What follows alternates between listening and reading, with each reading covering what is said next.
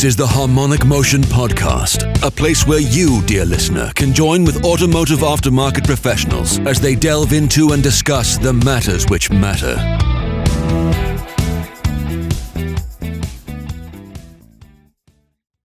Hello, and welcome to this episode of the Harmonic Motion Podcast. I'm your host, James Dillon, and on today's show, we have a guest, Jay Wheatley, who successfully built and sold a garage business. We're going to discuss with Jay some of the trials and tribulations and the process of building a business from scratch and then positioning that business on the market and the process that he underwent to successfully sell that business. So sit back and enjoy the episode and let's see what we can learn. Today we're talking to Jay Wheatley. Welcome, Jay, to the podcast. Thanks very much for agreeing to come on. Good to be here, James. Thank you. Excellent. No, thanks, Jay. And we're going to have a chat today about your journey in the automotive industry. And how you started, where you got to, and really the focus of the conversation is about your exit plan, I suppose, as to where you sit today. So I'm hoping that your experience and your journey will help inspire others, and I'm sure there are some lessons along the way and some interesting points of discussion. So I'd like to start, Jay, by asking you a little bit about your background. If you could share with our listener about your background in the automotive aftermarket, that'll give them a good idea about the man, the legend that is Jay Wheatley. Yeah, well, I think it's very similar to most people. I started in a Peugeot dealer. For those of you from Devon, you might remember, if you're as old as I am, a dealer called Renix Garages, and I started there. At the age of 16, and I did my apprenticeship, moved on to service receptions, workshop control, and sort of tried to work my way up through the dealer, I suppose, with customer experience as well as workshop experience. So, I did my city and guilds and also auto electrician exam along the way as well, because the auto electrics always interested me. And worked my way up to about as far as I could really in the dealer. I always remember having a chat with my dealer principal at the time. I wanted to move into sales for whatever reason. I don't know why that was at the time. Seemed like a good idea. And he said, "Oh, we can't give you that job because you leave too much of a hole where you are." And at that point, I thought, I think I've got to move on now. So I subsequently went to an independent and worked as a service manager for a while, and then stayed within the industry then for quite a while. Eventually moving on to work on my own, buying and selling a few cars and having a little unit and working in a workshop. And then after that, I just wanted that little bit more. So I was looking for a unit, a bigger unit, and ended up buying an independent, which was quite a big step, really. And I don't think at the time I realised what a big step that was. It just sort of became a bit of an onslaught of things quite quickly. But that's pretty much what took me to the point at which I had an independent, and then I was there for 16 years before I subsequently sold that. Oh, good stuff. And you moved from Devon because you ended up in the southeast of England then, so you went from the southwest to the southeast on that journey. Okay, so at what point did you so when you went to how did that happen? How did you end up in that neck of the woods? That happened because I just wanted to get out of Devon at the time. It was just wanted to do something else. So I knew somebody in the southeast, so that prompted me to move to that area. And then I was buying and selling cars from there. I actually moved to Fleet in Hampshire originally, which was right next to Blackbush, which sort of helped me buying and selling cars out of a car auction. So I did that for a while. And then subsequently, the independent that I bought was in Wraysbury in Berkshire, so quite near Heathrow. And at the time, they were it used to be a BMW specialist, so that's sort of that. I thought that would be quite a good thing. What I hadn't realised at the time was that the current owner, who I bought the business off of, had actually run it into the ground, and that created me some issues when I eventually took it over. I suppose I could say at the time a bit of naivety. I thought I could turn it around a lot quicker than it actually took. Building a reputation in a business is quite difficult, especially when you're trying to manage staff and everything else at the same time. Yeah, no, interesting. And how did you come across that unit? So you were in Blackbush then. You were trading from your driveway or from a smaller unit then. And then you decided you needed a workshop. How did you find that workshop? Was that for sale? Was that a word of mouth? Was it in one of the trade publications? How did you connect with Wraysbury? It was actually on Dalton's. That's where it was. So I was just looking for people renting out units. Generally at the time, the internet was nowhere. I mean, it was there, but it wasn't. It was 2006, so obviously it was there, but it wasn't anywhere near as big as it is now. So there were only a few mediums to look at. It was also being advertised on Auto Trader back then. They advertised some things like that. So that's where I found it. The guy had two businesses. He'd taken on that one, realised that he couldn't run it. He couldn't. It was too difficult for him to run two at the same time because of what he did. So he just wanted to offload that one. That's where I found it. It wasn't really where I was looking for, but at the time I was in a sort of a one-man unit, and increasingly car sales I thought were getting more and more difficult as the technology in cars grew. It was, I was spending more and more money trying to fix the things to sell them on and hold a profit in that. So I thought the best thing for me to do is go back to what I know and actually go back into the repair industry. And for a time, when I first bought the garage, I did actually do both. And I was trying to sell a few cars as well. But yeah, stay in your lane, I think the saying is. So I decided that actually, to just concentrate on the sale, on the repair of cars rather than the sale of them was what I needed to do. No, good stuff. No, excellent. So the guy who bought it off, was he long-term incumbent in that business, or had he expanded and then you sort of alluded to he was having trouble finding time or a process or a method to run both? He had garage A and then he had the garage that you bought, or had he got himself into two garages at the same time? Or what was the story there, Jay? Yeah, so he bought the independent. So his initial business was the import of Mazda bongos, if you know what they are, and a lot of people do, and a lot of people don't. Yeah, and some people want to stay away from them. So he was importing. He was actually the first importer of Mazda bongos into the country.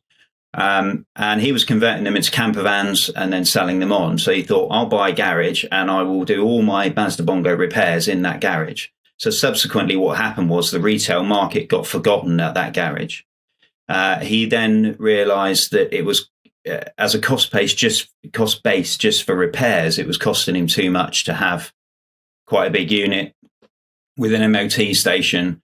And it was almost impossible for the guys he had running it to make it work, because every now and again he'd drop 2 transporters worth of Mazda bongos on them and say, fix these, because they just come off the boat at Plymouth.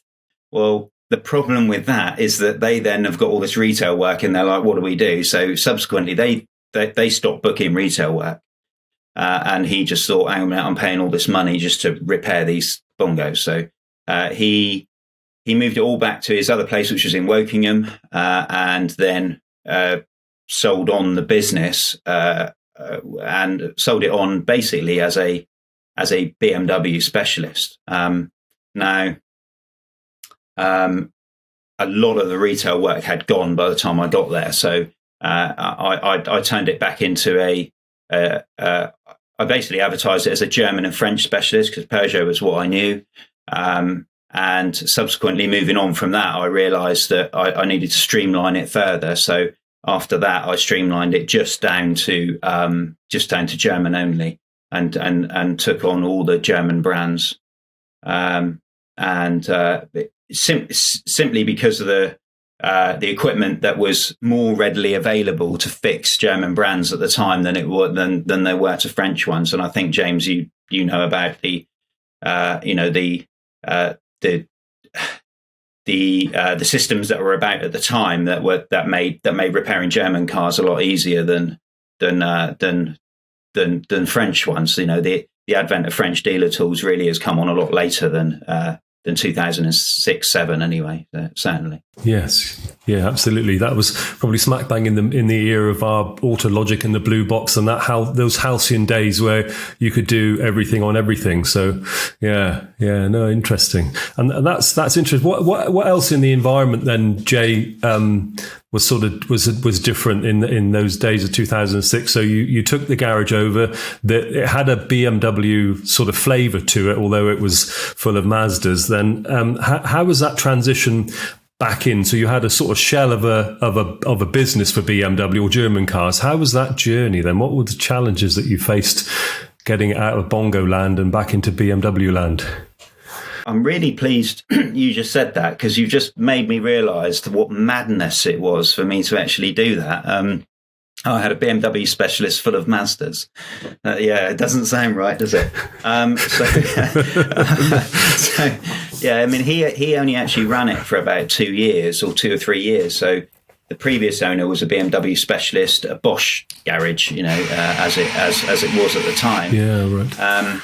So there was still some historical customers, and I basically pulled all of the database, worked very hard on the local business, but advertising that although we would service any car, we were German car specialists, or German and French as it was at the time. I did actually hold on to the Mazda Bongo specialism, and the reason for that was because there's very few places who will actually take those on. And to this day, it's still a Mazda Bongo specialist, and the longest serving one as well. I'm probably the longest standing Mazda Bongo technician that there is still working, I think. But I don't quite know how I managed that one as well. But but it was one of those businesses that once you're known on forums, it was almost like not business sense to give it up. So it was like and it's quite seasonal as well. You only really ever see them in sort of April, May time through to summer. So it did actually keep that going. But the transition backwards, I think the transition's not that difficult to make in your own head, but it's making everyone else realise that, and making all of the public realise that, and making the staff realise that. Especially when you have technicians who are, I've worked with some of the best mechanical technicians. When I say mechanical, I think you probably understand what I'm talking about, James, and many of the people listening probably do, in that, they can make a tool to fix a tool, to fix a tool, to fix the car. They can do all of those things. But when it comes down to, when you're then asking them to program a car, it's a very different environment, and it's almost a bit of witchcraft. They can't see it, so I can't fix it. And having to develop their mindset, and also the trying to then also trying to deal with the customers and their requests at the time as well. Because once you set yourself up as a specialist, you've almost you poach your head above the parapet almost, and it's just like, well, you're a specialist, you can fix this, and you're learning as you go along, shall we say? And you're absolutely right. It was in the days of Autologic, so Autologic helped me out quite a lot at the time, but obviously that sort of fell apart after a while. And I think we all know. We all know that's probably wrong. For the people who were in Autologic at the time, they realised, what the service was like, and to have a German car specialist with that kind of backup and be able to do those things really helped the business along. But that was all about investment as well, and it was about sort of deciding at the time that if I'm going to do this, I'm going to have to put my hand in my pocket, because starting the business and when I bought the business and there was one car booked in on the first day, that was a bit frightening, and 5 guys saying it's really great, it's payday in 2 weeks' time. And I was thinking, yes. Don't know when my payday's coming, but it's coming at some point. Gosh, yeah. The pressure was on. Was that the moment then, Jay? Was that really the moment for you? That was because I think in everyone's journey, again, I speak from personal experience of going from no premises to a premises and then premises to employees. There's a moment of distinct clarity that is both absolutely frightening and very exciting. But I'm not quite sure which part of the line you are. Depends on, are you responsible for funding it or not? Was that the moment you thought then, what have I done? That we got 2 weeks to make the payday. I remember when I started up my first mobile business, I'd got 30 days to make the mortgage, and I had got 30 days really to get everything paid and covered and be able to pay the mortgage. Sunk a lot of money into the setup. Was that a similar feeling for you at that moment? 2 weeks, 5 employees, 1 car, ready, steady, go. Yeah, it was actually the morning before I found out there was only one car booked in. So I woke up in the morning and thought, if I don't actually get out of bed and go to work and make this work now, because already at that point I owed the money, and it was my first day there, and I thought this is my house gone, because I was looking at the ceiling, lying in bed, looking at the ceiling of my house, thinking, this is it. This won't be here next month if I don't actually do something. And it's quite. I think it depends what kind of person you are. Some people have always said to me, I couldn't take the risk. I couldn't do that. I was in a fortunate position at the time where I was living on my own, so I didn't have dependents, and I understand that that's quite a big cantilever for people as to whether they can make that decision. But I think it's certainly a make or break position to be in for your personality. I think there is no choice at that point. You're going to make that work. And subsequently, when I arrived there and found 1 car booked in, and one of the technicians actually riding around the car park on a unicycle as well, because he had no work to do. And I thought, this is going to be an interesting day. But anyway, those kind of things didn't happen for much longer, fortunately. But yeah, it was interesting times, and I think that's why I held on to a bit of the car sales as well at the time. It was just trying to fund it. You're just trying to, although you've got a vision, and this is where I want to go. Sometimes you just have to do some other things to try and put some money in the pot. I suppose is the best way of describing that. Yeah, absolutely. I think a lot of self-employed people will recognise that the vision and the practicalities of the situation. There is sometimes a divergence between those two. This is where I'm going. This is where I'm heading. This is where I am today. And to get there, I'm going to need to do whatever it takes, really, within reason. So I can see that makes absolute perfect sense. And really, the part of your story where you still got the Mazda Bongo element to the business makes absolute perfect sense, because I think when you've risked everything to get that business up and going, really everything that you're going to have to do within your power to make it work is on the table and acceptable. And I think sometimes that presents challenges, to people about not them becoming the norm. So what did you do then to keep hold of the vision? Because sometimes the tactics of the daily work of making it work, of keeping the till ringing, of turning a profit, can counteract or counterweigh your grand vision. And there's often way markers along that journey. So when is the right moment to pivot or to change? What would you say? What were your thoughts on that part of the journey, Jay? I think it depends how your business setup is. If it's just you and one other person, those decisions are very much easier to make, and the business can change quite quickly.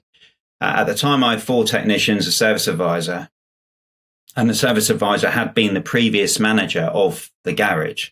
So he was just totally driven about actually making sure that there was enough money coming in every day. And what I found at the time was that I would initially, you're doing every job possible, and then you start to think, right, that doesn't make money, and it's also giving yourself the time to do this. I think if I did it again, I would probably not be in the workshop as much as I was. But at the time, I was in the workshop all the time, and then I was doing all this in the evenings, as most people do, and you hear it all the time. You're running the numbers in the evenings, and I was sat there thinking to myself, right, this job's not working anymore. This doesn't sit very well. And from a personal point of view, I always took great pride in the way the garage looked. And then from a personal point of view, I'd walk into the car park in the morning, and if it was full of non-German stuff, apart from bongos, I'd think to myself, right, how am I going to get rid of all of these? And that sounds, it doesn't sound great. I understand that from a business point of view, but I was running a German car specialist, and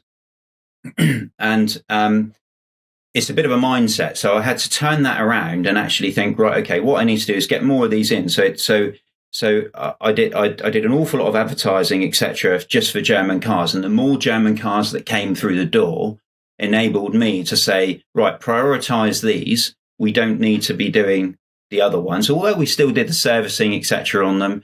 But I also then started to, if it was anything out of the servicing, brake pads, etc., I would then start to say, oh, I'm sorry, we're German car specialists, we don't have the capability for that. The problem that you have is that I then have technicians and I have a service advisor going, yeah, we can do that. Of course we can do that.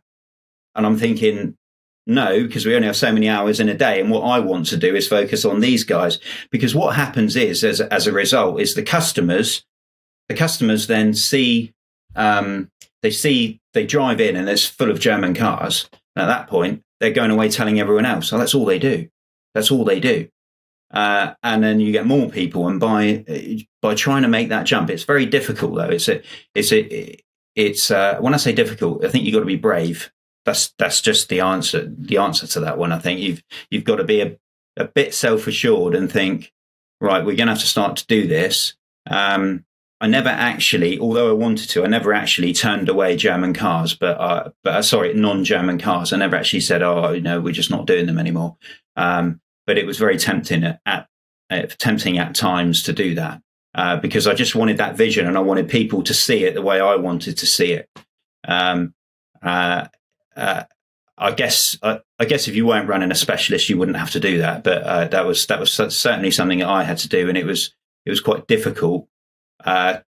Probably the most difficult part was getting the staff to see my vision. Once you have them all on board, it's easy, but that takes quite a while to do that. Yeah, I can imagine. Often that's the most difficult thing, I think, for people is the change of mindset. And I guess if that, and we'll talk about the team maybe a bit that you adopted as part of that business takeover. Changing that mindset. If you had your service advisor that was driving, essentially revenues, his main goal was to get the place full, to keep the techs working, to keep the business earning. And then you're going, okay, now one hand behind your back. We don't want any of the other stuff apart from German. You can see how that might be if he was doing it okay with all the cars in the world. I'm seeing maybe from his perspective, how did you manage that re-objectivization to say, okay, maybe what you're doing is great and the volume of work we've got coming in is at a level that sustains the business, but now just do that for German. How did you approach that as a transition point then, as if that chap, alongside the advertising that you were doing, how did that go down? I sold it. Well, you have to sell it to people. You have to make them believe. And initially, I just sold it as a fact of this is going to make your life easier. The more you know, and this all came back to me working in a dealer. I don't like some of the practices of dealers, which is why I wanted to go and set up an independent ultimately to try and do things better.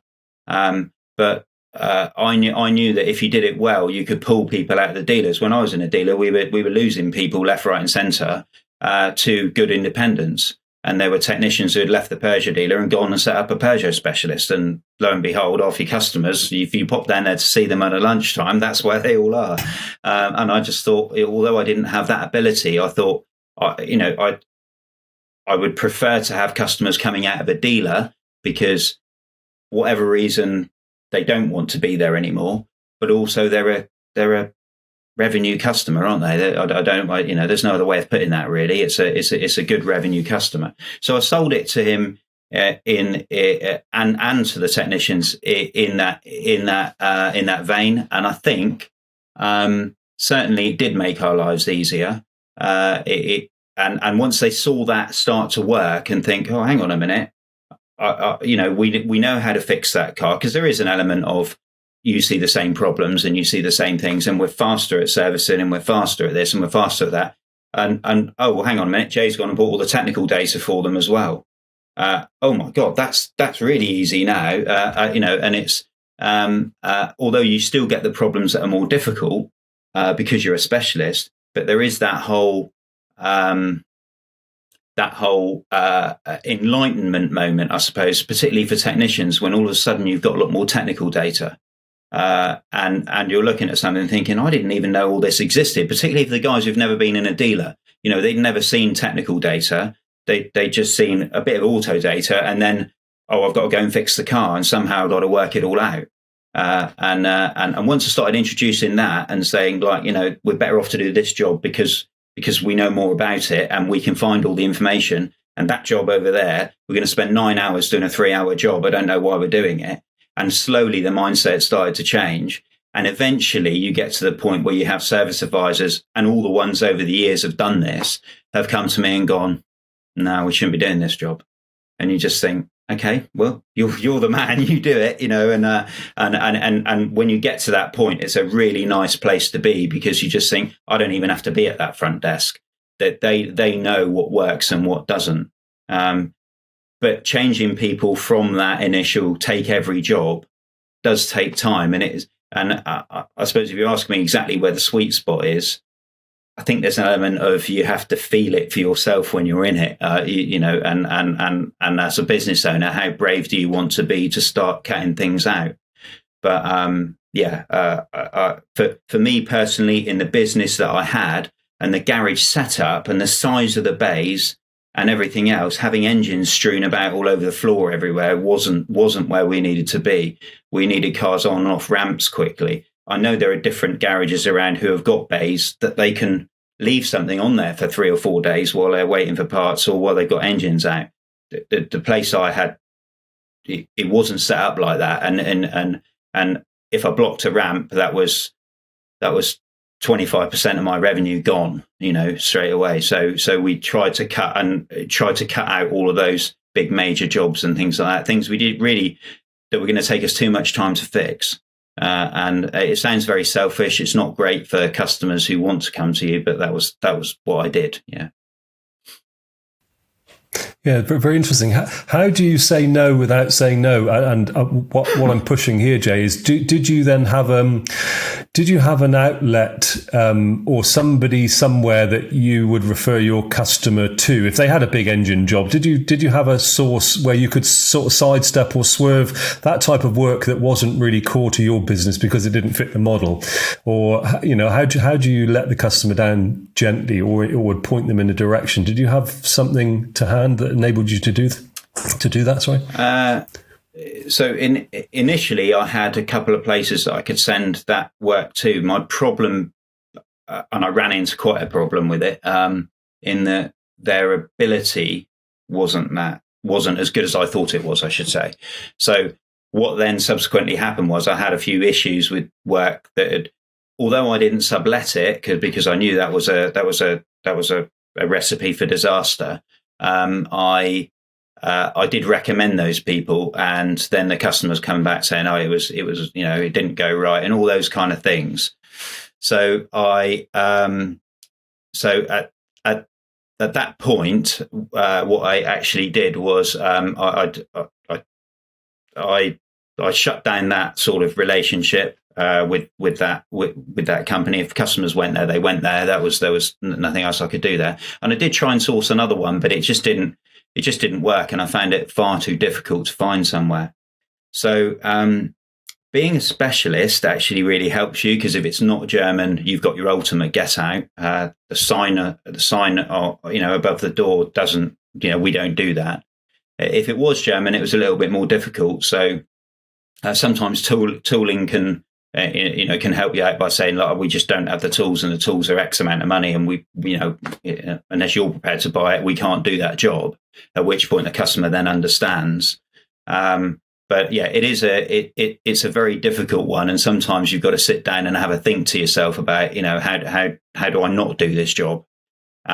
And I know to some people listening that might sound like complete madness, because let's just price the job and let's just do it. But believe me, after the amount of, I haven't got grey hair for nothing, but after the amount of years that I've been I've been doing this, there is an element of, I could sometimes I could see a job that I didn't want to do coming like a steam train, and I just thought, this is going to cause us more trouble than the money.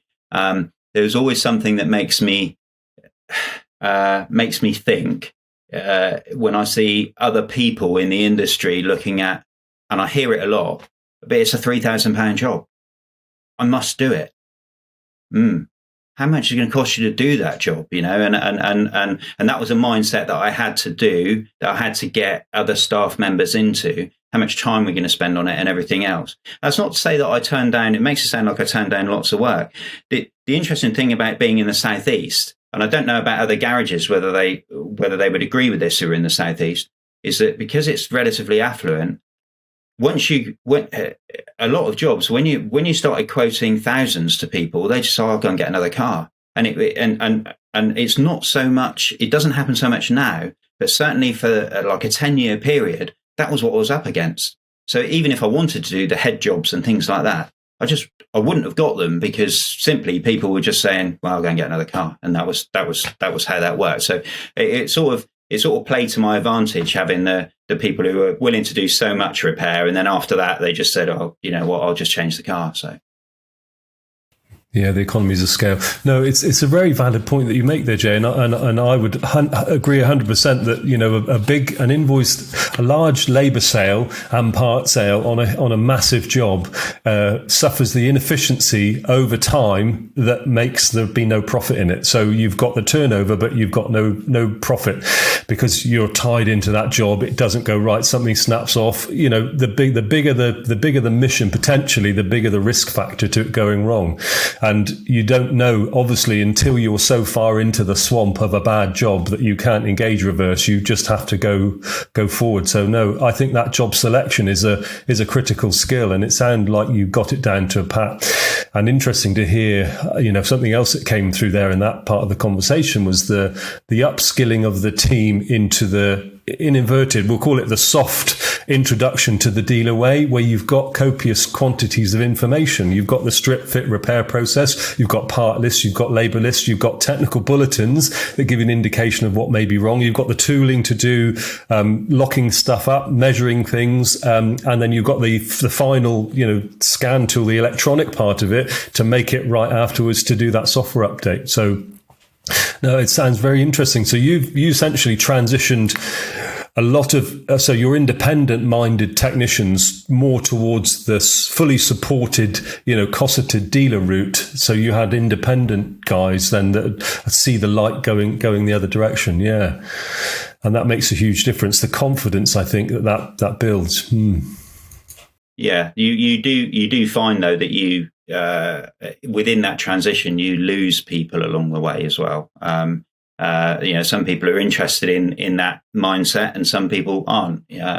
And particularly probably, if we're talking at 12 years ago or whatever, doesn't sound that long ago, but there was certainly a different mindset. Dealer tools are much more looked at now as being more commonplace in the independent market. At the time, anything dealer level really, well, you know this, James, it was almost a rarity to find anyone who could do any of that stuff in the aftermarket, and getting technicians to jump on board was difficult, should we say? I think, and some did and some didn't, but that was the mission. I think as a business owner, you have to be prepared that no matter how much you try, that some people just would rather not be on that bus. And that's the answer to that one. And you just got to say, do you want to be on my bus or not, really? I think that's the answer to that.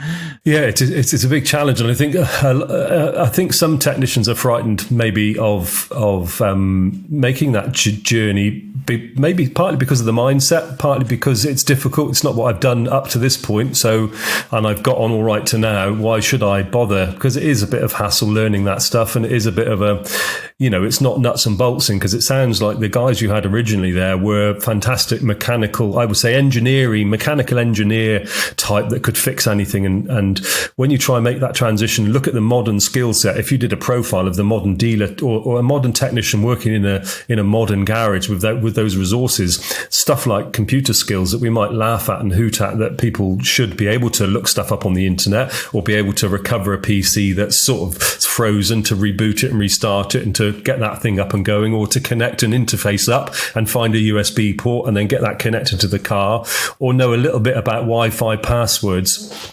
Some of those small things that can really block the dealer tool working, I think and it's just maybe in that era also, 10 years ago and between 10 years and now, that technicians maybe didn't see that as part of their core skill set. If you think back to when I was a technician, riveting bits of metal together was one of the core skills that we had to do. And we're looking at now, when's the last time I saw the rivet gun? I don't know, drilling a hole square and all that sort of stuff. It's shifted massively. So you suffered a little bit of attrition then in the workforce along that journey. So it sort of opens up the next bit of questioning, really, Jay, about and an issue that faces a lot of garages then, about building that team. When obviously, if you've got somebody in your team that isn't correct, then they're in your boat, but they're not maybe pulling on the oars, and worst case, they may be drilling the bottom of the boat, and they don't want to be in that team. How did you manage that, transition from finding then, if you have a gap in your team because one of the guys, it's not his thing, okay, he's not in your team anymore. How did you find that, then replacing that person with somebody more akin to the profile of the tech that you wanted? I must admit, I think over the years I found that probably the most difficult task that I had, certainly when I first set out on trying to find somebody to fill that skills gap, so I wasn't doing it because all of those geeky computery things was what I was doing. And I thought, well, if I get somebody to do that, I can concentrate on doing some other things. So, you advertise for that skill set, and at the time it was very difficult. So then you had to advertise for the skill set of the person that wanted to do it or was interested in doing it. It's not necessary, but do you want to do this? And that, there were people out there and they came and they did some, and then you could train them in that, but it's very time consuming to do that. You can't just pull somebody in. I think probably of the type of technician that there are now, there's more of them. As in with the ability, but less technicians. I need to clarify that. There's certainly a skills problem now, as far as the amount of people that we've got who are in the pool. But they're certainly more of a mindset of, oh, this is part of my job. The issue increasingly was that you couldn't, back then and now, you couldn't steal somebody necessarily from a dealer because it was just a dealer tool that they were used to using, and all the other test tools that we use, Picoscope, things like that, they'd never used one before. Other independents don't even have it, and it's quite difficult. I actually lost technicians and service advisors to BMW because they realised that it was quite good to take people from me, and I had to put a stop to that. That was just like, oh, what's going on here? But it's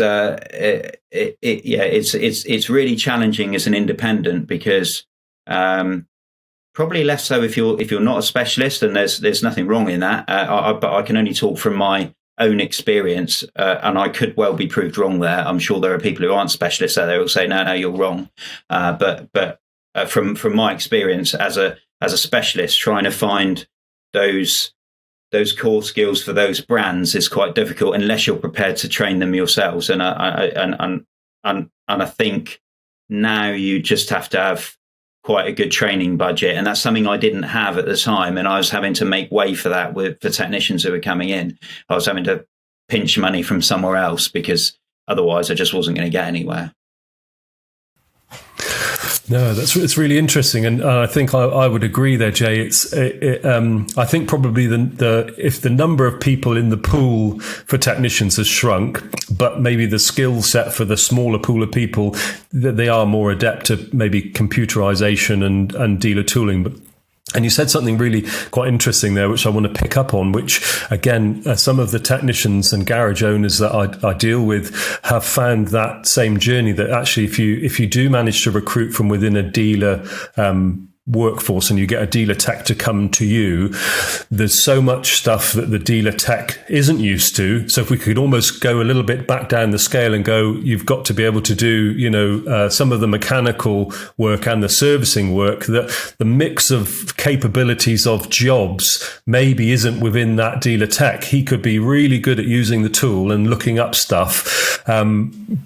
But sometimes their focus is so driven based what the dealer portal says, that the thinking outside the box, which we would encourage as a skill set, that critical thinking skills.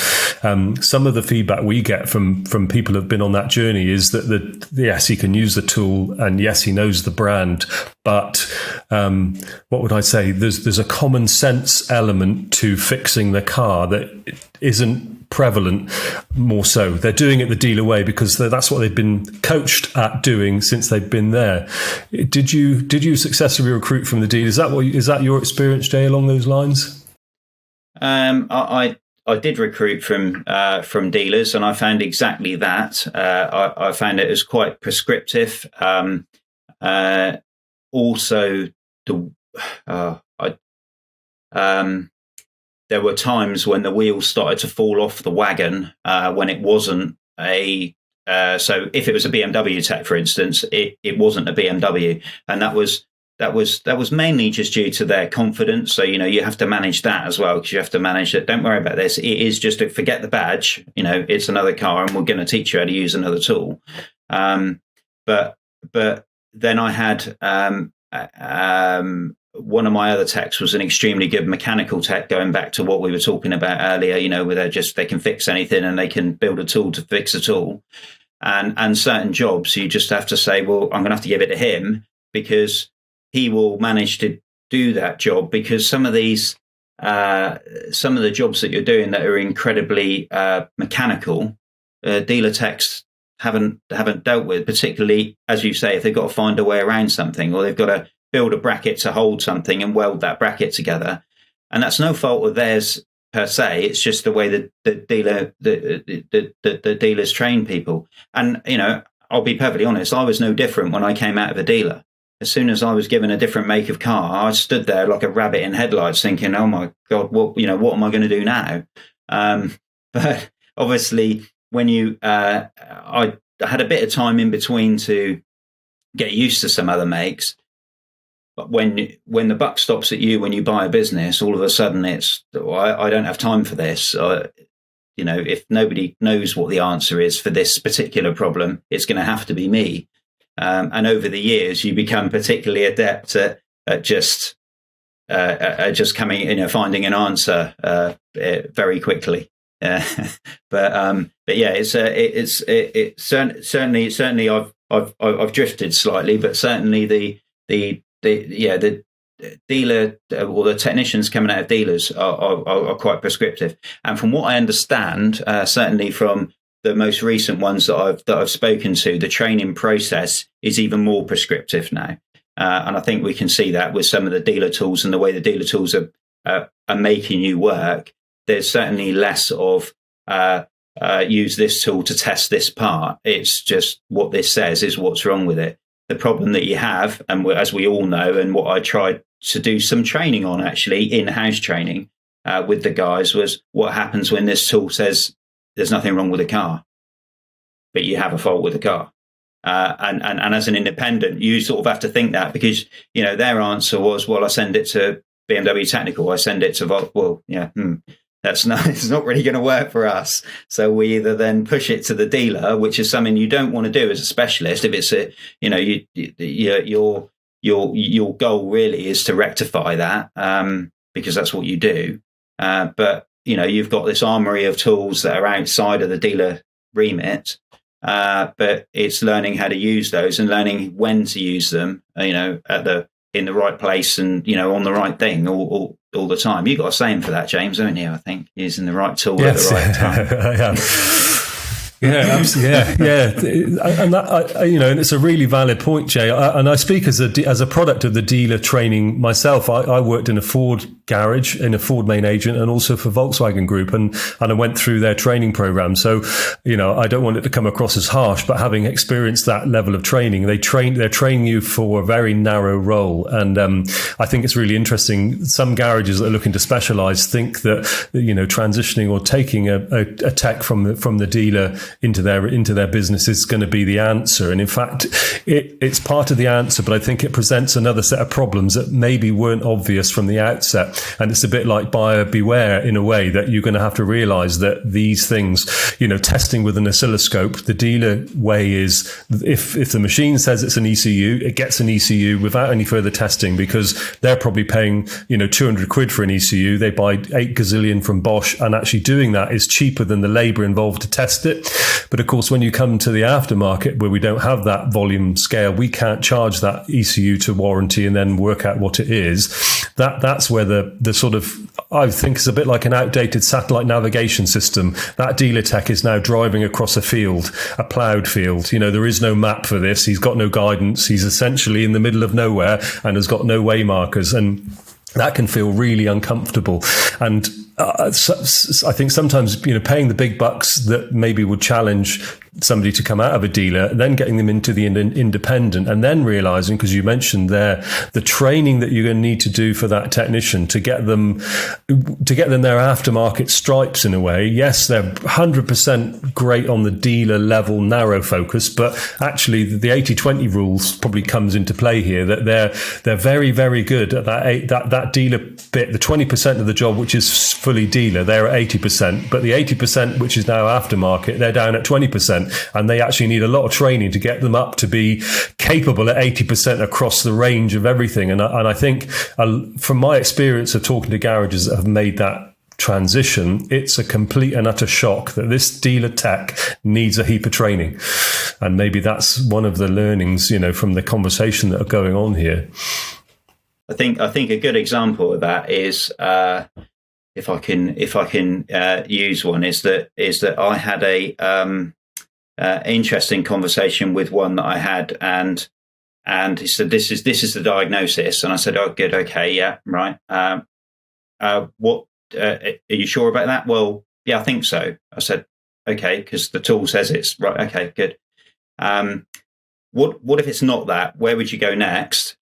And he said, well, it's a multi-stage repair, so let's just do this now. And multi-stage repair was what he was taught to say, because you just tell the service advisor. And I'm like, yeah, I don't want to go down that route as the business owner, because I'm the one who's going to have the conversation eventually when the customer's not happy. And on the flip side to it, you know, and let's probably say exactly how it really is, because when one of these when a technician does come from a dealer and you're using that dealer tool, it's like a revelation in there for the other guys, because they know that they're so quick at using everything, and their process of, so if you take a BMW tech, for instance, one of the first thing they'll look at are Puma measures, you know, to actually see if there were any technical service bulletins. Getting an independent tech to do that is actually quite difficult, because they actually get into the process of, I'm just going to fix the car, and they're in the zone, and that's that's where they are. So it's eventually you learn to, right, okay, this is where this guy's learnt his trade, and there's nothing wrong with it. It's just prescriptive. So now I've got to broaden that. This other person, sometimes I have to narrow it, and I have to actually think, right, because you've only ever been an independent, I need you now to think, I'm on a brand, use the brand tool. And you're constantly trying to get everybody in the same mindset. So I actually had a set of procedures written purely for a diagnostic process. So, if that didn't happen, makes it sound like the military, doesn't it? It wasn't like that, but yeah. And I was stood there with my stick under my arm and beating it and everything like that, James. But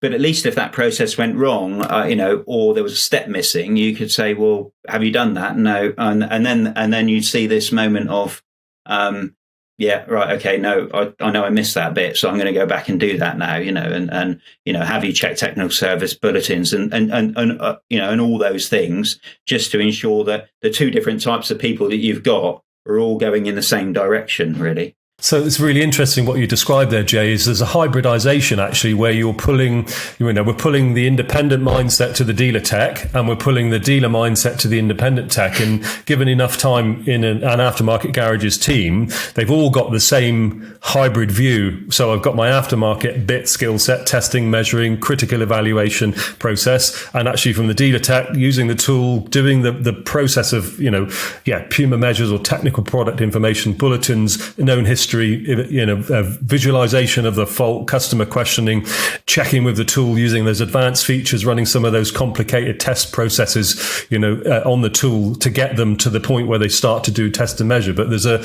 sort of coming together, if you like. It's a chicken and a turkey. It's neither one or the other. Do you know what I mean? It's a blend of the, if you could build the ultimate job description of a specialist or technician that's capable on a brand, it seems to be there's a merging of both skill sets there to make the complete tech. So, Jay, could you tell the girls and boys listening, give them an indication of the sort of shape and size of your garage at the point you came to decide to sell up, to give them an idea of the scale of the operation? Yeah, so I had 4 bays plus another bay that did tyres and things, sort of the ancillary bits where we kept some equipment there. It's an MOT station. There were a total of 5 technicians, including me, but I wasn't working in the workshop the whole time, and 2 service advisors. That sounds a little bit top heavy for most garages, I think, with 2 service advisors. But at the time, we were doing a bit of corporate work. So when I say corporate, I mean they were privately owned cars. There are a lot of office buildings around where we were. So we were collecting and delivering cars from those office buildings to bring in some work. So while the cars sat there in a car park all day, we were doing the work on them. So one of the service advisors was also collecting and delivering those cars. And not to forget, I also had a valeter, and I had I had my wife who is doing looking after social media and customer retention and things like that. So there were quite a few people involved at the time, and that's sort of the size of it as far as staff goes. At the time, we were turning over about $750,000 ish, between 750 and 800 net of VAT. So. For those of you who aren't VAT registered, any figures that are generally talked about within the motor industry are net of VAT. Yeah. Anyway, there we go. Yeah.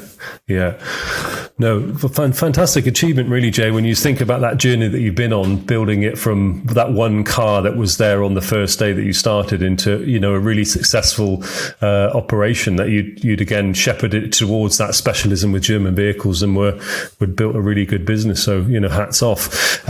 It sort of begs the question then, if you've achieved that goal and you built that business, when we think about, selling a business on, there are typically 4 common strategies for exiting a business. Either you sell it outright to somebody else, you merge it with someone. So someone's got 1 garage, takes 2, a bit like the story that was there when you took it on. You pass it on to a family member, maybe somebody working in the business, or you close it and you sell the assets and essentially liquidate. What led you to the sell strategy? I guess is one question. And what was your thinking about how far out did you have that as a vision? So were you working in the last period towards the sale? Did the decision to sell happen quite quickly? Would you be able to share that with us? Yeah. The thought process of selling was always there. At some point, I was going to sell the business or move on from the business, should we say. You get lots of ideas in between. People say, "I'll just get a manager in and they'll run it," and and all those kind of things. But I decided that my end goal was always going to be to sell it. Now, I know as a person that that there would come a point where I wanted to move on, do something else. So I'd always run the business to make sure that financially it looked good to somebody who wanted to buy it. There are lots of businesses for sale out there. If you actually look at them and their turnover and their net profit don't look that good. And the reason for that is, everybody can make their own mind up as to why their books don't look that good, but they seem to be doing a lot of work. But I'd always run it to a point of where I had an asset to sell. So the decision to sell for me was just purely based on timing and whether I wanted, at this point, had I achieved what I set out to do? Had I produced a viable alternative to a dealer where people felt that they could speak to staff and they weren't fronted with what you get faced with at a dealer, and they got that reliable service. Did I get to that point? Yes, I did. And did I want to do something else? And there comes a point in your life, or certainly for me, where if I didn't do it now, when would I do it? And would there come a point where I just think, do you know what? It's not worth doing now.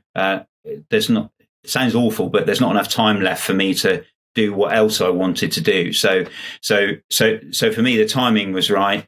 I'd achieved what I wanted to do at the business. Could I do a lot more with it? Yes, there's always stuff you can do, and hopefully the new owners will take it on to something bigger and better. But certainly for me, all the boxes were ticked, and it was just time for me to move on.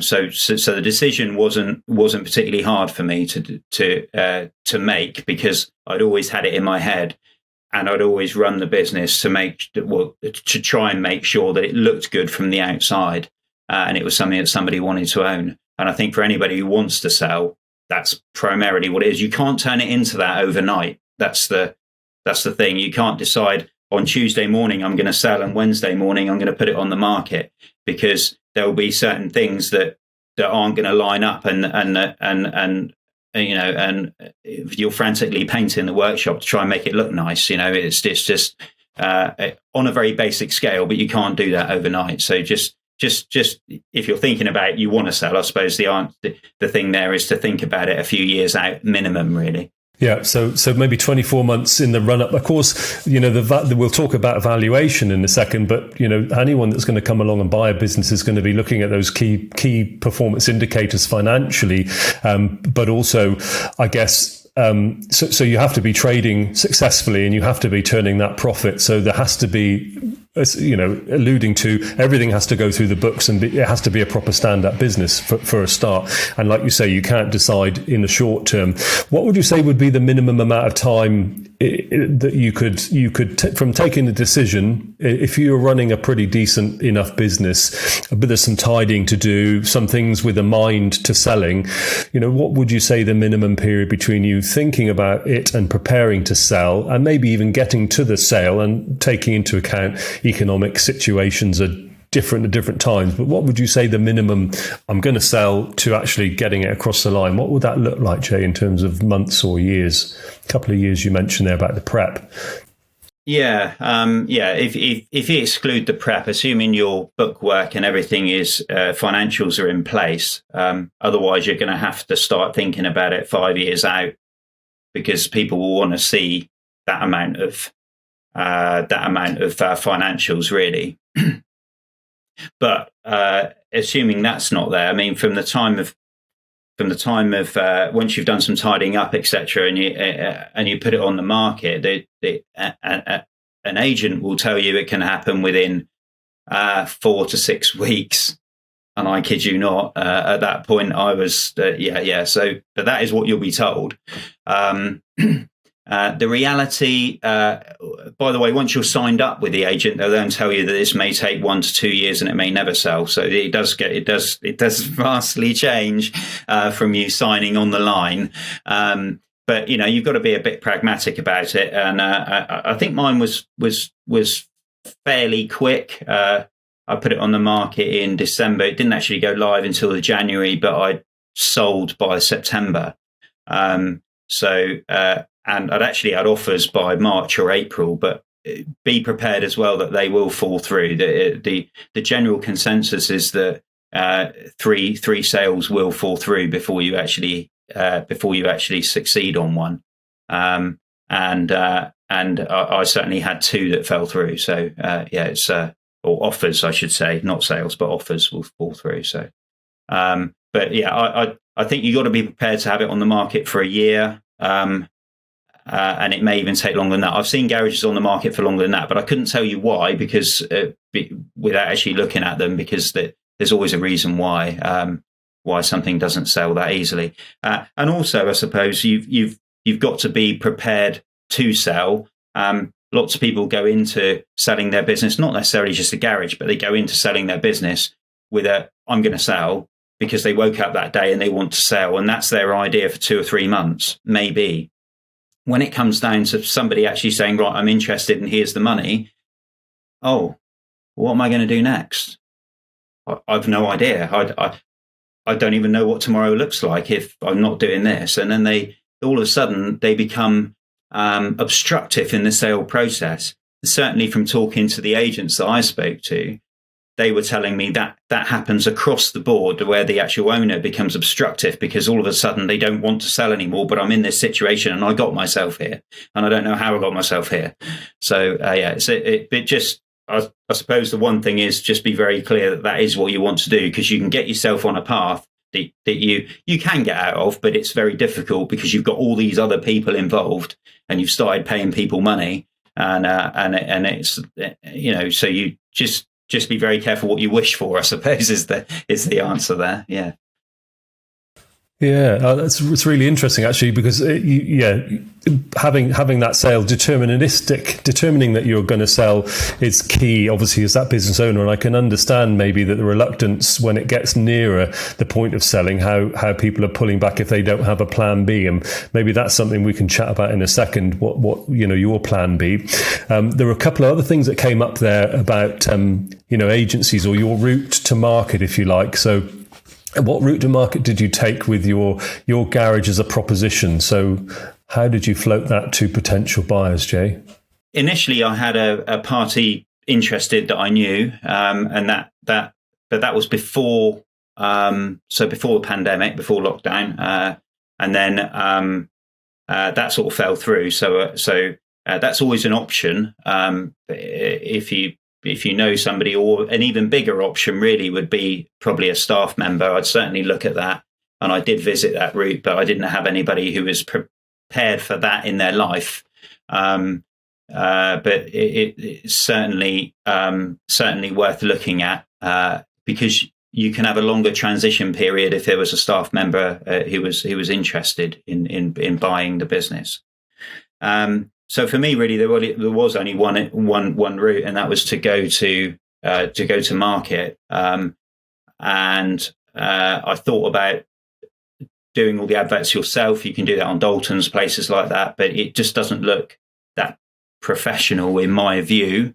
And also, they don't have people who are actually fielding those sales calls and dealing with that. I didn't want to be involved in that process. The process I wanted to be involved with was somebody turns up, they want to see the garage, and I'll tell them I'll tell them about it. And in fact, the agents will do all that for you if that's what you want. You don't even have to be there. I wanted to be there because I wanted to try and work out whether these people were serious, and I also wanted to try and work out whether these people were capable of doing it.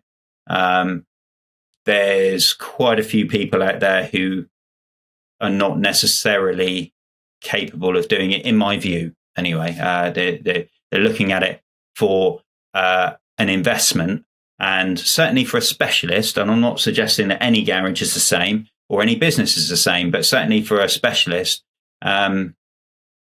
somebody who isn't familiar with the trade, I think would find it extremely difficult to run it. So that's why I wanted to be involved in it. So that's why I went to an agent anyway. And I have to say, on the whole, the agent delivered. I sold through Knightsbridge. If anyone is interested in who I sold through, they did deliver, but there are you have to take an open mind of the way the agent works, because they'll tell you that they know the automotive industry and they don't really, and also that they're selling lots of different businesses, and that's the reality of it. But they do a lot of the legwork, and they do take a bit of the pressure out, and you do have somebody that you can speak to and say, is this normal? Is this what happens within a sale process?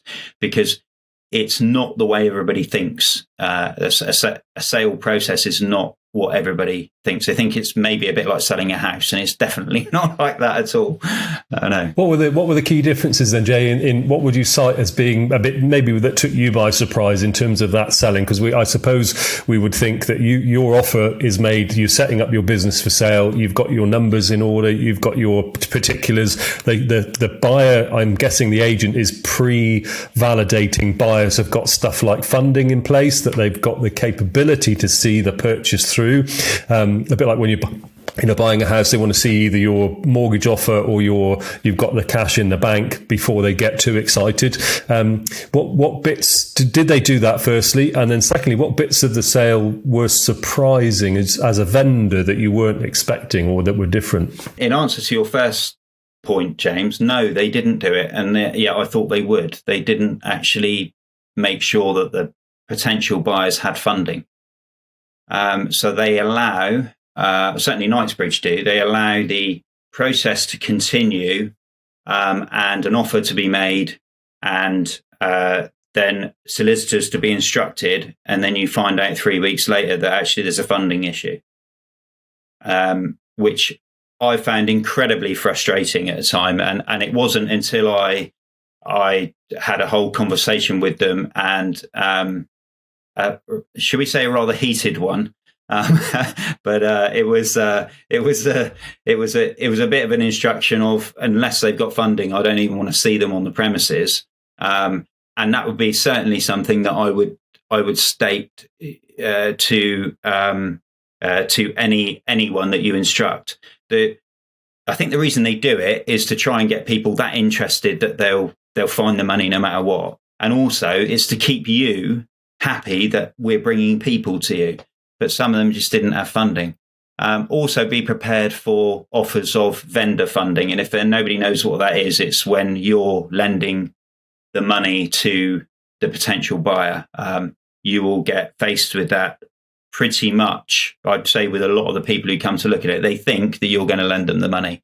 And I don't know where that comes from. I don't actually even know to this day whether that comes from Knightsbridge, and Knightsbridge suggest it, but they certainly tell me they don't. So those are the two most surprising things, I think. The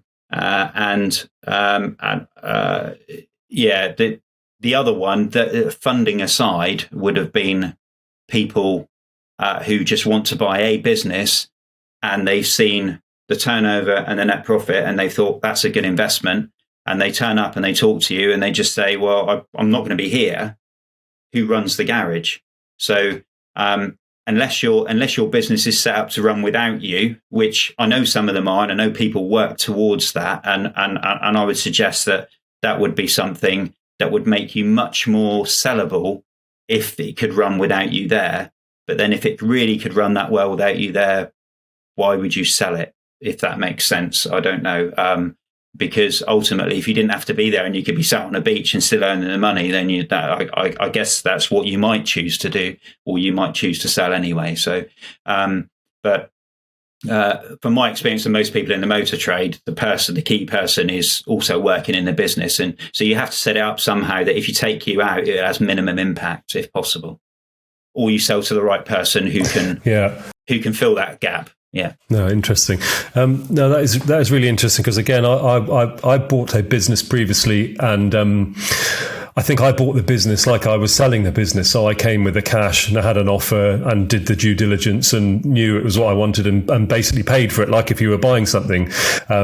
So it doesn't surprise me, I suppose, in a way that, yeah, you're right. The agents are just looking for bodies. So you're going to count their success in the number of people they rock up to the door. And it's really interesting to hear that. Again, I don't think I'd think about buying a business unless I had the cash or the funding available to make that transition through, because why am I even looking if I can't buy it?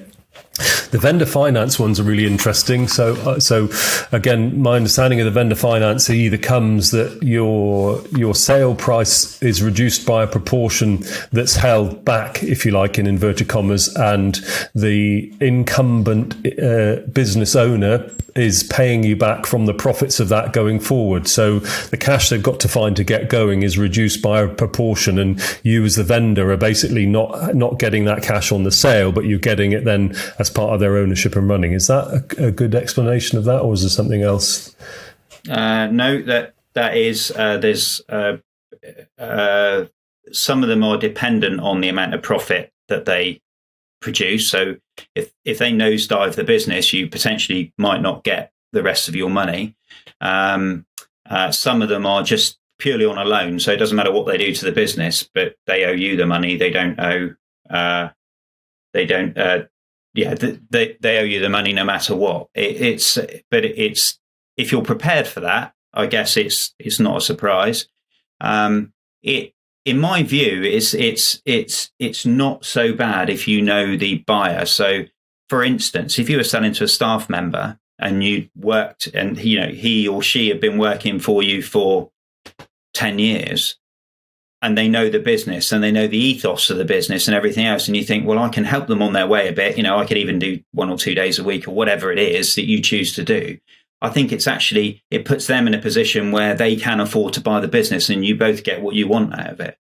I think it's quite difficult when you're doing it to somebody who you don't know and you don't know what they're going to do, unless, of course, you're prepared to gamble with that money, and that's a decision only that business owner can make. If your business is valued, or rather you get an offer far in excess of what you thought you'd get for it, then I suppose it doesn't really matter, really. As long as you got what you wanted, it's fairly irrelevant. But you'd have to think long and hard about it. I think my point there is don't be surprised when it comes along, or say to the agent up front, I don't want any vendor funding. Don't even send them here. So that would be my advice on that. Yeah.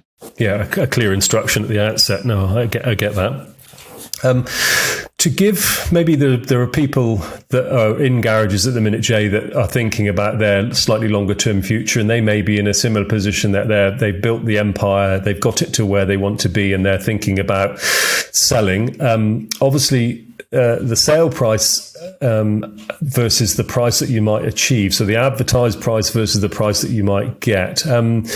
Agents, again, from my experience in talking to others, the agents can sometimes give you an unrealistic, it's a bit like selling a house, isn't it? That they're keen to get you to sign up to commit to the terms of the agreement, and they're giving you a slightly inflated price or expectation that you might achieve, which may not be achieved in reality. Could you give broad-based advice about the makeup of the value of the business? So I know there are different multipliers maybe that people use. Some base it on the turnover, a multiplier of, some base it on the gross or the net profit, a multiplier thereof. And it depends whether you're in a leasehold or a freehold. business, but stuff like the assets of the business, so the hardware that lives in there, the customer list, or the goodwill, as it's known. Can you give somebody that's thinking about, they may view their current enterprise as their pension plan, are there any words of wisdom that you would have alongside realistic valuations? Because I often think, again, a bit like house sale or a business sale, if your agent has set an unrealistic expectation and you've got that thing on the market then for the inflated price for them to win your deal, it's a really difficult position to get back out of that without discounting the price to then reflect what the reality is. It looks to those surveying the market like you've had a problem in your business and it isn't actually worth what you would first of all. And I suppose there's a value in having a very good value to set yourself off with. So, Jay, what could you, words of wisdom along valuations? Two things here. One is I thought long and hard about what I wanted to sell the business for, what I thought was a reasonable amount if I was buying it. And I know that is not what anyone will tell you to do. Having said that, I've always done things that way. And what would I be prepared to pay for it? What would I pay for this? What would seem like it was a good deal for me? And it appears that all the agents get 3 valuations anyway, or 4 or 5, whatever you want. But it appears that all the agents will want to do it by multiples of net profit, which again means that your financials have to be in order. Otherwise, if you've got no net profit, then it's really not going to work. They also do a thing with adjusted net profit. If nobody knows what that is, it's where they add back in things like your pension contributions and your salary, if you take one, to the net profit, because obviously you will be removed from the business, so that would go back into profit, as it were. And then they look at assets and they want to add those in. Now, I took a view of assets that probably I shouldn't do, but there is a value to them. But we all know what happens to assets in the garage trade once you've bought them. And then they're not worth a huge amount. To speed up the answer a little bit, the agents had come in with anywhere between 4 and 6 times net profit. One of them was actually 7 times net profit. And I asked them how they got hold of that valuation, and they told me that it was purely based on the fact that that's what they can get for other businesses. Not automotive businesses, other businesses. Because at present, investors are just crying out to buy businesses. That may well work if you have a different type of business that you could just buy and somebody else can run for you, but that's not going to work in a motor trade garage. So, I'd looked at what I wanted for it. I'd looked at also at what other garages are sold for. Now, it's quite hard to find that information, but I managed to find a few of them. And in my experience, if you got 3 times, you were lucky. Most of them sold between 2 and 3 times net. But, who knows? You might do a better job. So that's where I set my ballpark. The agent wanted to go in at a minimum of 3 times. A minimum of three times net. I'm trying to work it out in my head at the moment, and I actually specified that we start at 2 times net, but offers over, I wouldn't accept anything under. That was my baseline, and that was where I wasn't going. And there were some offers underneath, and I told the agent not to even speak to me about it. They were actually quite forceful with the buyers, saying, there's no point in you even giving me that, because he will say no. This is an offers over, and that's where we're starting. And that enabled them as well to get 2 or 3 people interested, which did actually push the price up a little bit. But obviously it was never going to reach the dizzy heights that they thought it was worth, even though they seemed to think that they could get 7 or 8 people involved and then it would be like a bun fight. But I think you'd be lucky to get yourself into that situation. I'm not saying it's not possible, but I think you'd be lucky to. You've almost got to play the agents at their own game and be quite forceful, and don't get drawn into their valuations. the conversations you have when you have the meetings and the valuation meetings are really quite interesting, and you can see the salesmanship of them coming out. Yes, I was going to say that part, dealing with the agent's doing the agent's job, and he's not maybe doing your job for you. He's doing his job for him, and not to be blinded by that. As I said, think if you're trying to come back from a very high valuation from the agent, what does that look like to the market? And, yourself, when you were looking to buy a garage, I expect in that period you were looking to buy, you had a very good view about the market in total in the area you were looking at. And if you saw somebody jump essentially a 50% discount, you would go, what the hell is wrong with that business? Whether you thought the valuation was wrong or not, you just see that drop. Yeah. And it's going to hurt you, isn't it? One of the things I would say is that quite a few people actually look for a cheaper business, particularly if you're a technician looking to buy somewhere. You'll look for a cheaper business. Don't discount the good ones that are out there that are asking the money that they're worth. Although you'll have to borrow the money, and it seems like a mammoth task, but these businesses have been set up to run that way, and there's been an awful lot of work to go into them to sell them. And when you then go in there, at least you'll have that amount of money coming in the door every day. It was going back to my situation. It's quite frightening to turn up somewhere. Admittedly, I didn't pay that kind of money. I openly admit that, but I paid a lot less, as you would do if you were buying somewhere cheaper. But you turn up and there's one car booked in and an empty diary.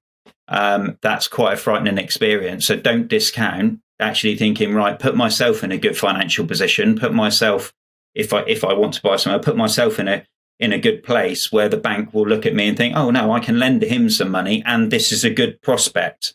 Lots of people saying the banks aren't lending. They are lending to a point, but they're being very careful who they lend to and what they lend for. So very often they're being asked to lend for something that's just, a bit of a throw a piece of straw in the air and hope it goes the right way. But, but you need to put yourself in that position where you're not a risk and the business you're buying is not a risk, and they will lend for it. Particularly the banks who are funding that business at the moment. They might not be funding it, but they hold the accounts. They've seen it. They know what it works like. So, if you go to the bank that's actually already working for the business, you might stand a very good chance of getting the money to borrow against it. Yeah, no, that's really good advice. I was going to cover that really, Jay, that I think it's probably like buying anything in life, that there is a price value point which cross over, that you maybe think that that's quite expensive when you look at the pound value number in isolation. But when you look at that business as a machine of generating profit, you would be better served leveraging that slightly higher, paying, funding and financing a larger amount to have a good sustainable business. And I think that's a brilliant tip. If you go with the current bank's finance house bank, they know that business. They will have been seeing the profit, seeing the turnover, seeing the margins. They'll know that business quite well. What would you say if a young technician, or not necessarily young, but somebody looking to transition from being an employee? There are a couple of different ways, aren't there, of starting out. You rent an empty shed and you set up a garage and you start along the long and arduous journey of building something up, versus essentially stepping into a well-oiled and well-run business. But broadly speaking, then, what would a technician need to be finding? Did you get involved with that? What, are banks lending 60% loan to value, 70%, 80%? What do they have to find, a 30% deposit to get into the game of buying an existing garage business? Would you have a view on that, Jay? From what I understood from the buyers, the banks were sort of stuttering after 60%. The problem you've got as a whole is I didn't really understand their full financial situation. So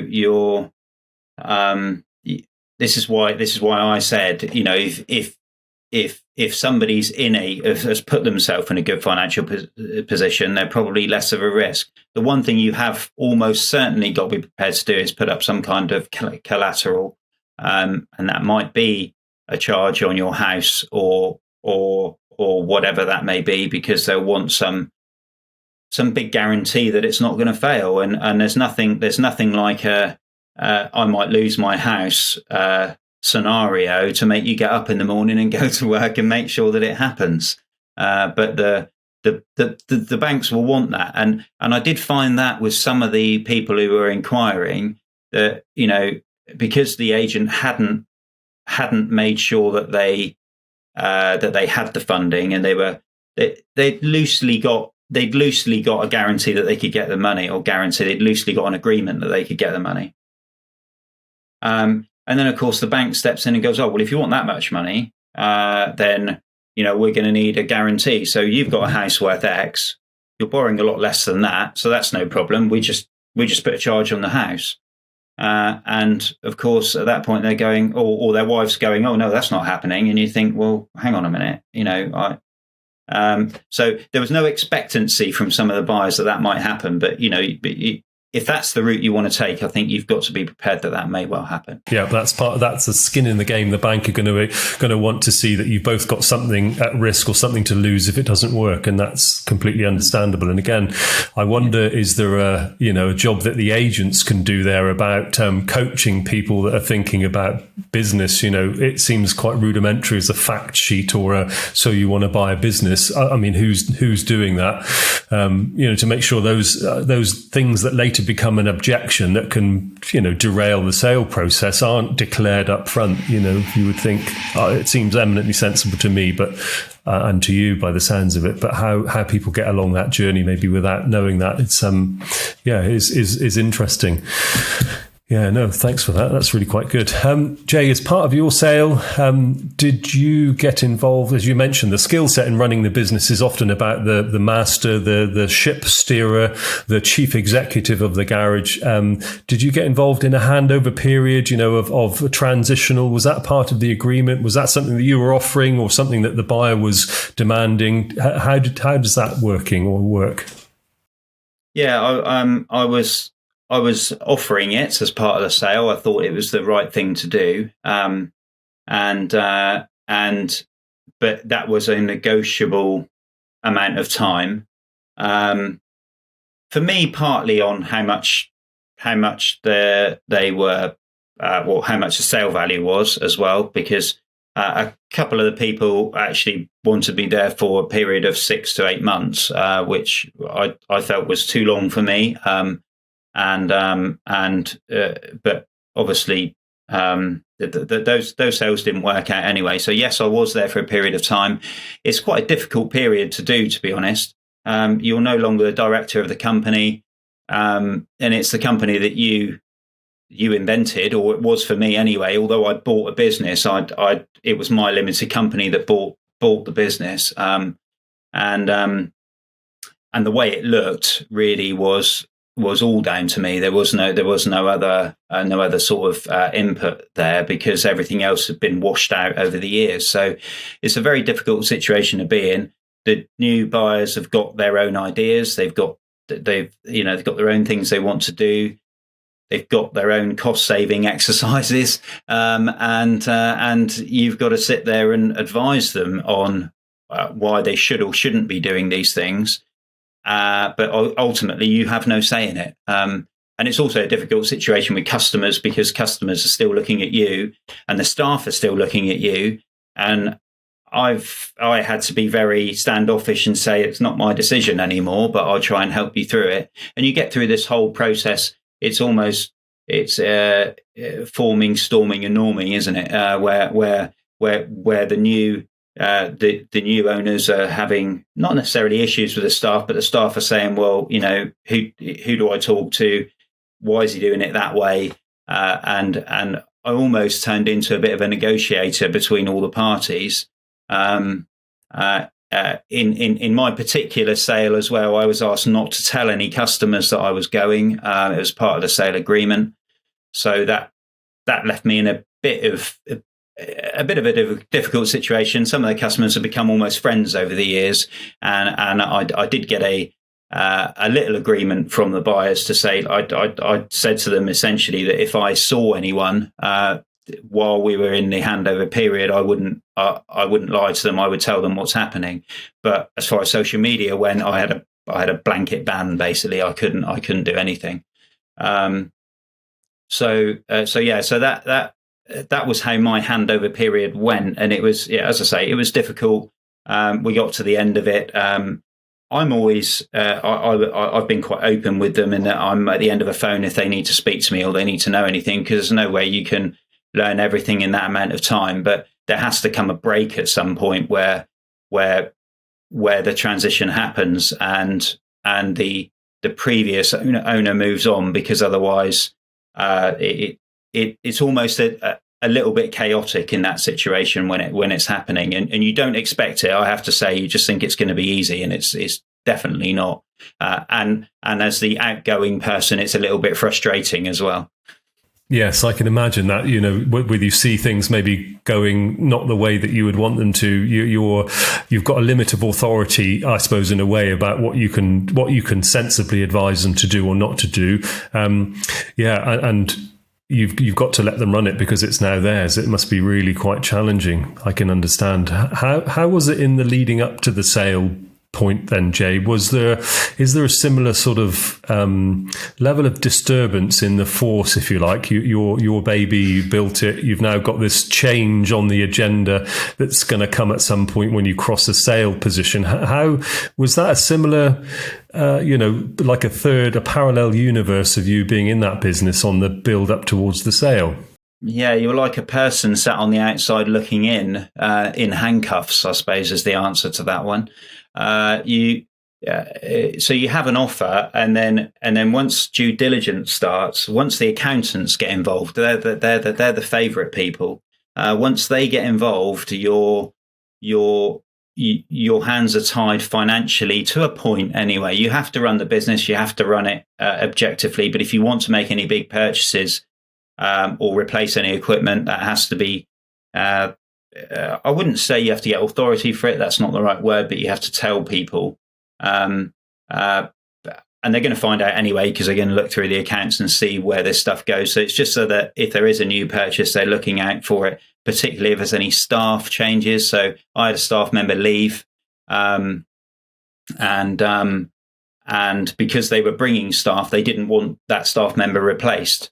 So as the sale process became protracted, because of solicitors, accountants getting involved, things like that, I was left with one person down the whole time. So you're then trying to fill in that gap, and we all know, everyone who's listening to this in the industry knows what it's like when you're one person down and you're trying to fill in those gaps. So yeah, it can become quite stressful. That's not to say I couldn't have replaced that person, but they made it quite clear that that person who was being taken on would probably then not remain with the team. And that for me it doesn't sit well with me as a business owner. So I decided to sort of go it alone and try and hold it all together while we were getting through that period, really.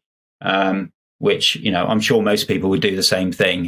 You don't play with people's lives like that. So yeah, it is. It's quite a difficult situation, because you are still the owner, but your hands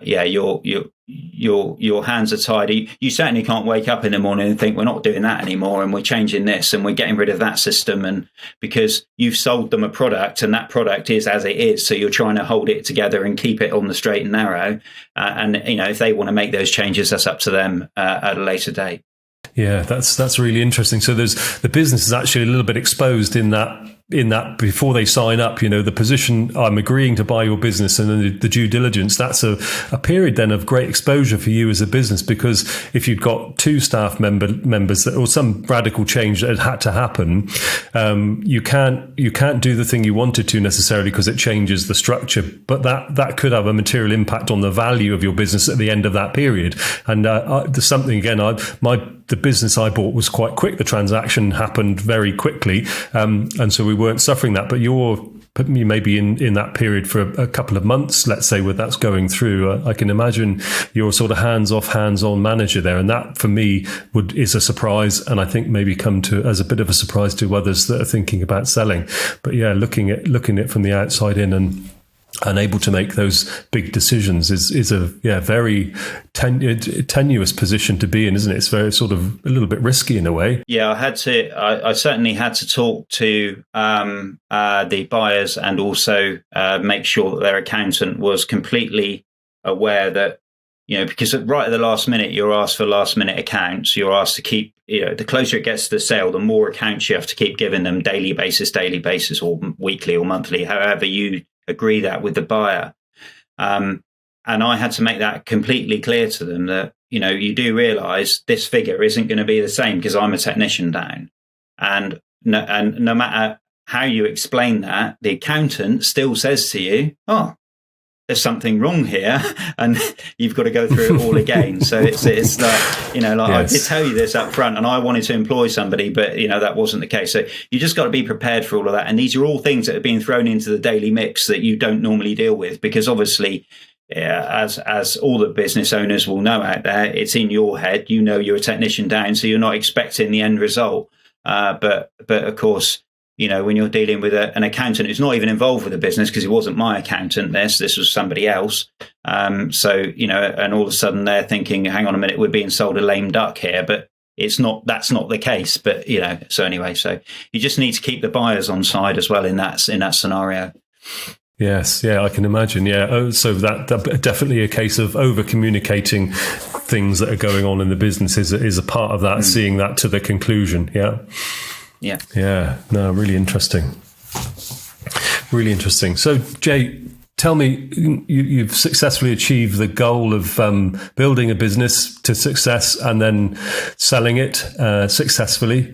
What does the next sort of period hold for you, the next 12 or 24 months? What now you've got no job to do? What are you thinking about? Where's the direction? What are you going to get up to? Yeah, well, my wife doesn't think I've got no job to do. She's keeping me quite busy, but no, yeah. So I need to find another job to do.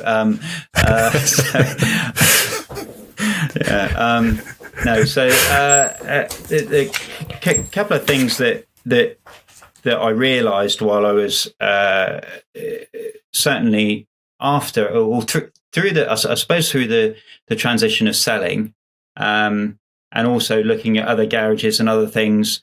When I did my Master Tech at Tech Topics with you, and you speak to all the other people who are in the same situation, and you realise that the garage industry is quite a lonely one for a garage owner.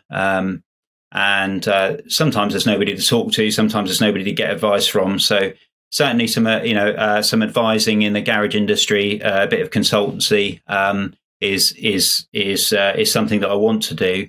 I've got a lot of experience over the years, and it's I'm still quite current with the current problems that people have within garages, and I certainly I think I could help some independents there. The running of independents would probably be where my expertise lies, and the procedures and things like that to help things run a bit smoother. That's not to say mine was perfect, but everybody's got a different situation, and sometimes having an outside view.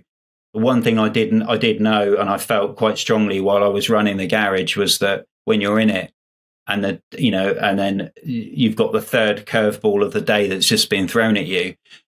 You don't get a chance to really sit back and look at it and think about it. You're just dealing with it, and sometimes you're just firefighting. So having a process, somebody help you with a process, can sometimes help that. And I'd like to do that for the independent sector, I think, and possibly some training. So I've learned a lot over the years. I enjoyed certainly doing the in-house training that I was doing at the garage. I enjoyed all the courses that I've done, over the years, and I think most of them. So that's probably where I'll be. Certainly in and around the automotive industry, it's where I've been. My service manager that I had a long time ago, or after sales manager, he said to me, so he'd left. And then he reappeared at another garage, and he'd actually bought a garage. And I went to see him, and I said, so what happened? And he said, it gets into your blood. You'll never get rid of it. And I think that's probably the case with the automotive industry. So for those of you who are thinking about getting out and not coming back, just beware. It gets into your blood and you never get rid of it. Oh no, that's delightful. Well, I'm really excited to see what's next for you, Jay. And that sounds really good. And again, having your new home-based job in the meantime sounds like a good challenge as well. Yeah, thanks, James. Yeah. Jay, I'm going to finish off with the question I quite like, which is, if you had a magic wand and you could change two things about our industry, so one on the downstroke and one on the upstroke, what two things would you think would benefit from changing? What I'd like to do, I think primarily, is to get more people interested in the trade. I've always been extremely frustrated. To come and work in the trade is what I mean. I've always been extremely frustrated with colleges and schools. It's never really thought about, and I think that some of them are still stuck in the era of, if you're good with your hands, go and be a mechanic. And it's not the people that we require anymore in the industry. And I'd like to see that change if it could, and get the right people interested. There's certainly a downturn of people who wanting to go to university now. I know that from children in my family, nieces, nephews, everyone, and they're choosing other paths. And but none of them ever think about the automotive industry, and it'd be nice to get that working. And I know it's a big topic. I'd license the industry. I think it needs it. I think it would stop a lot of problems at the entry level, and certainly from a person who's just come out of running an independent, you wouldn't be so much faced with the garage down the road are charging this, when they can't even do the job anyway. And we all know those scenarios. But it would certainly help everyone be able to charge the correct money. The customer has had things probably too cheap for too long. I was going to say too good for too long. That's not the case, because all repairs aren't good. But licensing the industry would help. It would also give the staff, the technicians, the service advisors who are working in the industry some kind of, I suppose, some kind of goal to get to. I'm now licensed for this. I'm licensed for that. I've got some kind of qualification, rather than just going to work. I've got my level 3, but that was 30 years ago. There's nothing else in between apart from training. But yeah, certainly licensing it would be the way to go if I could wave my wand. Yeah, no, I think there's a lot of agreement about those 2 points, Jay. They're very well said. Yeah, the right sort of caliber of young person and regulation of some sort of the people that can be servicing and maintaining. Yeah, I think you'll get a big cheer there going up from anyone listening here. That's absolutely spot on. Jay, we've come to the end of our time together, and it just remains for me to say thank you very much for sharing your story, your wisdom. Really, really interesting journey that you've been on there, and really thanks, for sharing that. I'm sure that's going to be really helpful to a lot of people who are in a similar position or maybe thinking about it. So thanks very much for being on and sharing your wisdom. Thank you, James. It's been a pleasure to be here. Really enjoyed it. Good chat. Thank you.